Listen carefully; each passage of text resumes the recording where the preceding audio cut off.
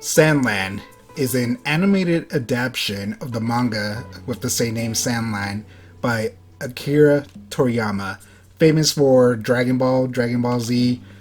So this story follows Rao, a sheriff of this town that is pretty much dying of thirst, who goes to this demon fiend called Beelzebub, and this thief demon called Thief, who join him on a quest to bring back water to this desert land.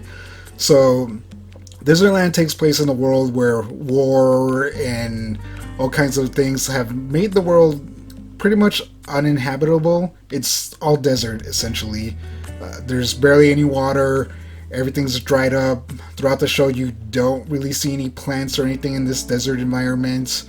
And the king, the ruler of this area, sells water to the people but at a marked up price. So if you're poor, you obviously can't afford it, which again brings us to one of our main characters, Rao. He lives in a desert city far out away from the big, city, and his people are dying of thirst and they depend on him. So he learns about Beelzebub, the demon, who is actually very kind. People think these demons are evil and everything like that, but they're usually pretty good. They just cause mischief, which they believe makes them evil. So he, like I said, he joins Beelzebub and one of Beelzebub's friends, Thief, and they go on a quest to find this secret water spring that they believe is out there to bring water to the people. So that's the basic premise of this story. I don't want to get into spoilers and details until a little bit later. It's because it's a very simple story. I've read the manga. The manga is only 14 chapters long. It's a very quick, basic story. So for a 13-episode anime adaptation, you kind of have to spread a lot of this stuff out. But overall, I actually really enjoyed this anime. I was a little iffy at first. Like I said, it's a 14-chapter manga. I'm just like, is it going to be a bunch of, slow filler that doesn't add anything to the plot? But I think it does a good job at telling the story from the manga and adding more, which, so I'll talk about that in spoilers, because again, I don't want to give too much away, even though I don't think it's a big spoiler. But I really liked this show because I love the style of animation. I love this CGI, cel-shaded kind of look. I think it's timeless. In 20 years, I think this series is going to look absolutely, as good as it does right now, versus some other shows that use CGI that, may look great right now, but might be noticeable, even 5 years from now. So that's one of the things that I absolutely love. It's the same kind of style that they used in the last Dragon Ball Super movie, Dragon Ball Super Superhero.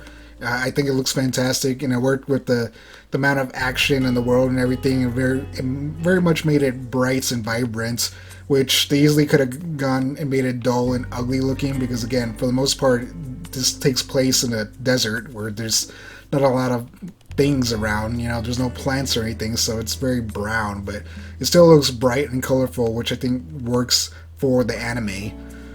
The characters, I think, are very interesting. Rao, especially, I think is one of the most interesting characters. We find out a lot about his backstory and who he was before he became sheriff, which I think is very interesting and makes him a little deeper character than the rest of them. Like, we don't really learn a lot about the other characters, but I think that's okay. The story is really just kind of like an action-adventure comedy, and that's what they set out to do. Kind of like early Dragon Ball stories. So I think it does what it's setting out to do, and it's a very enjoyable and fun show. I do recommend it. For me, it's a 7.5 stars out of 10. Really enjoyable, great animation, great story, great action. Throughout the show, they travel in a tank, which I absolutely love the design. I think Akira Toriyama was always good at making cool looking vehicles. And there's one episode that I specifically love where they kind of have like this cool tank battle, and it was really cool just to seeing that. Just, it was one tank versus like 4 or 5 tanks, and the one tank trying to outmaneuver them and everything like that. And It's just very fun and cool action that you don't really see very often because usually when you have vehicles that are slower or clumsier, they're not really fun or entertaining to watch. A tank moving around and just pointing its cannon and just shooting tends to be boring, but I think they did a really good job of making it seem fun and dynamic and very cool. Which I think one of the reasons they made this anime that came out this year is because also they released a video game this year based on the show and manga, which you get to travel around in a tank and battle in it and everything like that. And I'm not really sure what it's all about, but it looks fun. So that's probably why the anime came out this year. Or they decided to adapt it, even though it's kind of a short story. So 7.5 out of 10. Go check it out if you love anime or Akira Toriyama. He passed earlier this year, 2024, which is very sad because I love Dragon Ball and everything he's kind of made. I love his designs and his characters. So I kind of, told myself that I wanted to see or read more of his other stuff. So I read through all of Dragon Ball. I read through Sandland, and of course I decided to watch the anime. So, if you love Akira Toriyama, his designs are, front and center, and they look amazing in my opinion. And this world is a little interesting, even though we don't spend a lot of time in it. And I kind of do hope we maybe in the future see more of this world, but I guess we'll see what happens. So I'm going to talk spoilers. 5, 4, 3, 2, 1, spoilers. If you haven't seen it, go check it out. I do recommend it. I think it's a fun show. So this show is actually split into 2 stories. The first is the first 6 episodes. It's a 13-episode anime that tells the story of the manga, which the manga is, the trio, Beelzebub, Rao, and Thief, looking for this spring of water and their adventure to get there, which the manga was only 14 chapters, I want to say. So within the 6 episodes, they tell the entire story, even with adding a little bit more. And more or less tells the story completely the same as the manga. But it's a very basic story. One of the things that I kind of didn't like is that it takes place in a desert environment, so you don't get to see a lot. It feels empty and plain, which is kind of by design. It's a world that's dying in a desert and everything. But I think it's still really good. Like I said, the characters are kind of what carries the story and the cool tank and everything. So, like I said, in the beginning, Rao, he sees this bird, which he's seen many years in a row, which is a water finch or something like that migrates back and forth to different spots of water. So he thinks to himself, like, oh, there must be some water in that direction because these birds keep coming back and forth from here. But he's like, I can't do this journey to go find it on my own. I'm old and, I just, who knows what dangers are out there. So again, he hears about Beelzebub from a little kid, and he already kind of knows who he is because Beelzebub's the fiend, or the prince of fiends, which they say demons and fiends all the time. I don't know if Beelzebub's just a fiend. That's the class of demon he is, or, but whatever. So he goes there and he convinces Beelzebub by saying there's water out there and your people need water too, and also giving him a video game system. So Beelzebub's like, yeah, okay, I'll go with you. And he's like, we'll need one more person. And he decides on Thief just kind of randomly. He's like, well, he's a good thief. And which is weird. He's a good thief and his name's Thief. He's a good thief and, he'll come in handy. He knows a lot of stuff, even though he's barely older than Beelzebub. So they go on a journey and they go through the typical, obstructions. The bandits attack them at one point and mess up their vehicle, which is why they end up stealing a tank from the government, the king's government or whatever. Which again, the tank is very cool and, I think really makes the anime work. If they just travel around in a car, I don't think it would be as interesting.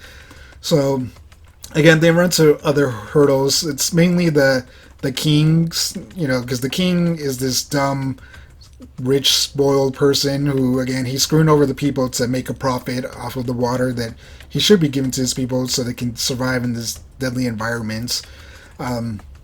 So through this journey, Rao ends up learning through Thief, and we learn that Rao used to be this general for the king's army, and he attacked these people. It starts with a P, I can't remember what they're called, but he attacks these people because they're told they're building this deadly mass destruction weapon. But the truth ends up being that they were trying to invent a machine to create water so they can give it to people. but the king felt like it would run into his profits, so he had Rao and his men attack it. Specifically because Rao always questioned the king and the general when they were doing bad things.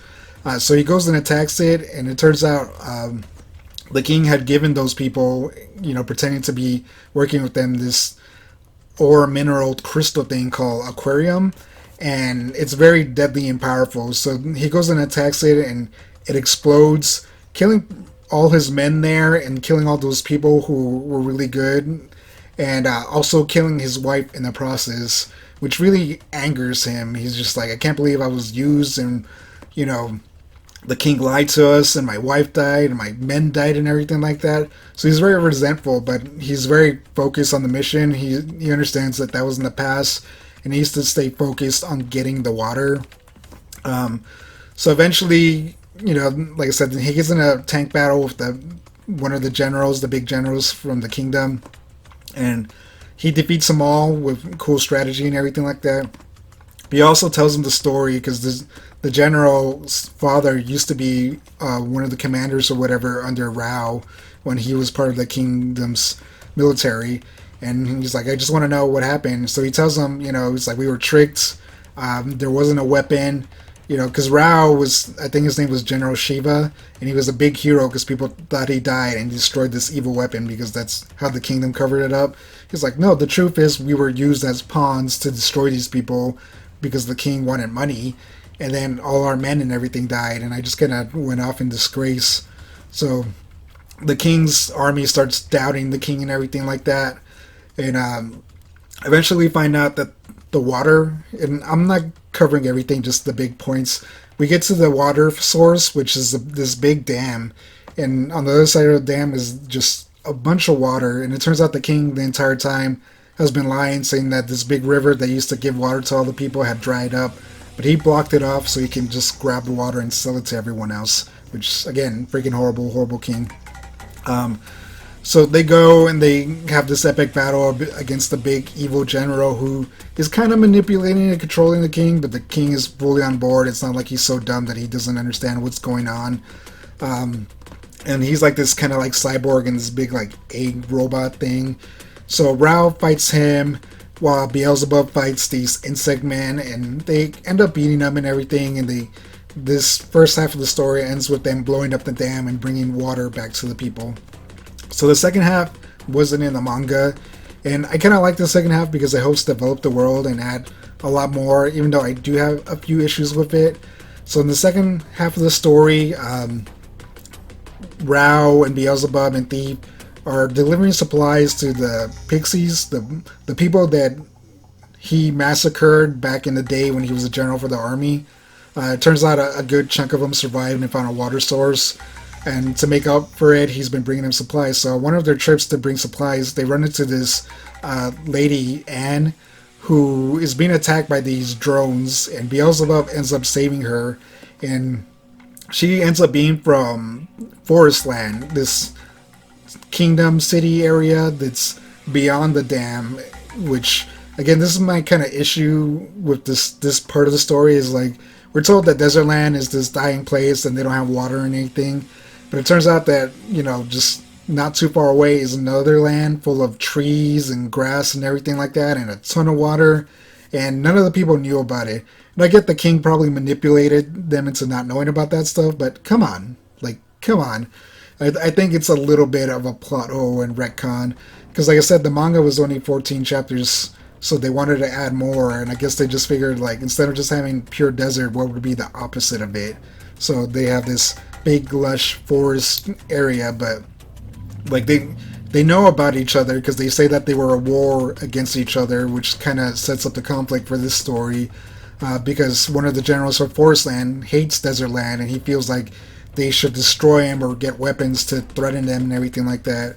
And when the king of that land doesn't listen, the general listens to this fallen angel who's the main antagonist of the story, that, overthrow the king because he's being foolish, and Desertland's definitely going to attack us, even though Desertland isn't evil. The king is a jerk and doesn't treat his people well, but he's not like this big person building up the military to oppress everyone. He's just kind of lying and tricking to them. which that's kind of what I didn't like about that last story. The king doesn't get his comeuppance. The general dies. I think he dies, the evil general. But the king still stays king. I wish they would have replaced him. I think that would have made sense because he's still in the king, even though he killed a lot of people by depriving them of water. Anyway, I'll speed this up. So they join Anne, who's part of this resistance for Forestland to take back the kingdom. And we find out that Anne is actually the princess of this kingdom, and she's half demon. Which we also find out Anne's mother, Lilith, is actually Beelzebub's sister, making her the niece to Beelzebub. So they're trying to prevent the kingdom from getting Aquarium, that powerful crystal stuff, to, they're building an evil machine, or they're not aware. But they eventually end up getting all of it, because it turns out Lilith, Anne's mom, had taken the last crystal to Beelzebub's dad and their dad, Lilith's dad, King Lucifer, and he ends up getting trapped in a jar by the fallen angel, who also trapped Lilith in a jar 10 years ago. So they're able to steal the last crystal from him, and they power up this big machine that shoots this giant laser. So the angel and the general just wants to threaten Desertland to show him, like, hey, we have this machine, just surrender to us. But the angel actually just wants to destroy all the people, because he came down to Earth because he was tired of working at some warehouse, and he's just like, I want to advance and, be this amazing angel that's worshipped and loved. So he decided to go down to Earth with a bunch of stuff and kill all the wicked people, essentially. So the first thing he did was attack Lucifer, and Lucifer messed him up, destroyed his wings, and sent him on his way. And he ended up crashing in Forestland, where he met the general and kind of helped manipulate him. So they power up this machine in Desertland, the tanks and everything. The general, Rao, Beelzebub, they're like, well, we got to go against him. And so they go attack the big machine and try to infiltrate it, and Rao, Beelzebub, Thief, and Anne get inside of it. And they split up to try to, do different things. Like Beelzebub goes fights the angel, Rao and Thief in the tank fight the general in this big mech, and Anne goes to depower the machine and figure it out because she's this very good mechanic. So the climax of it is that Beelzebub beats the angel, but the angel absorbs all the energy from the ship, which is going to make it crash and just explode and destroy a lot of things. So Anne figures out a way to kind of save the day, and Rao goes to help Beelzebub because the angel has been very powered up. He's like this big buff monster guy now. Sorry. So they shoot a hole in the big machine, which lets out the night that powers up Beelzebub, and he defeats the angel, and he's able to free Lilith and Lucifer. And Anne figures out a way to crash the ship safely, and then that Lucifer escapes. He builds this kind of fire force field to prevent the explosion from destroying everyone. And then pretty much everyone lives happily ever after. Lilith is free, and she's ruling the kingdom with her husband again, and hopefully people will accept the demons.